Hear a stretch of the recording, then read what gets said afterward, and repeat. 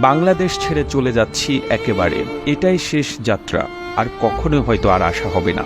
20 বছর বয়সে নিজের পরিবারের জন্য এবং নিজের ভবিষ্যৎ সুন্দর করার জন্য জার্মানিতে পাড়ি জমিয়েছিলাম।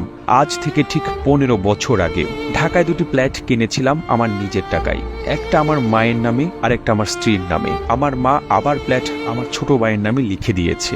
দেশে আসার পর আমার ছোট ভাইয়ের ফ্ল্যাটে আমার জায়গা নেই, তাকে আমার টাকা দিয়ে পড়াশোনা করিয়েছি, সে এখন ভালো জব করছে। আর আমার স্ত্রী আমার কেনা টাকা দিয়ে ফ্ল্যাটে আমাকে ঢুকতে দেয়নি, আমাকে দরজা থেকে কুকুরের মতো তাড়িয়ে দিয়েছে। সে আমাকে তালাক দিয়েছে বিনা কারণে। ঠিক বিনা কারণে বলা যাবে না, সে অন্য আরেকজনের সঙ্গে সম্পর্ক জড়িয়েছে। বাংলাদেশে 20 দিনের মতো হোটেলে ছিলাম, আর আপন মানুষের প্রতারণাগুলো মুখ বুঝে সহ্য করলাম। টাকার কাছে সবকিছু অসহায়। নিজের রক্তের বেঈমানি, তার উপরে নিজের আপন স্ত্রীর বেঈমানি, সবকিছু আমাকে বিপর্যস্ত করে ফেলেছে, মেন্টালি ভেঙে টুকরো টুকরো করে ফেলেছে।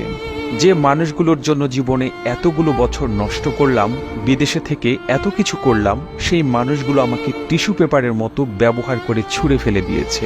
এমনটাই হওয়ার ছিল, এটাই হয়তো ভাগ্যের লেখা। আমি অনেক কষ্ট পেয়েছি, অনেক কিছু শিখেছি, তার মানে এই না আমি শেষ হয়ে গেছি, আমি নিঃস্ব হয়ে গিয়েছি।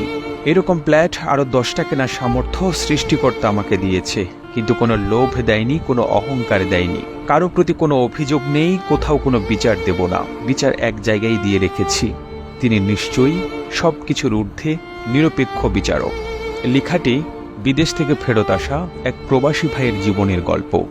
আর এই গল্পটি ভালো লেগে থাকলে আপনার ফেসবুকের টাইমলাইনে শেয়ার করুন এবং বিশ্ব বাংলা ফেসবুক পেজ এবং ইউটিউব চ্যানেলটি সাবস্ক্রাইব করুন। একই সঙ্গে আপনি বাংলাদেশের কোন জেলা থেকে প্রবাসী ভাইয়ের এই গল্পটি শুনছেন বা দেখছেন আমাদের কমেন্ট করে জানান। আমরা পরবর্তী ভিডিওতে আপনাকে ধন্যবাদ জানাতে ভুলব না।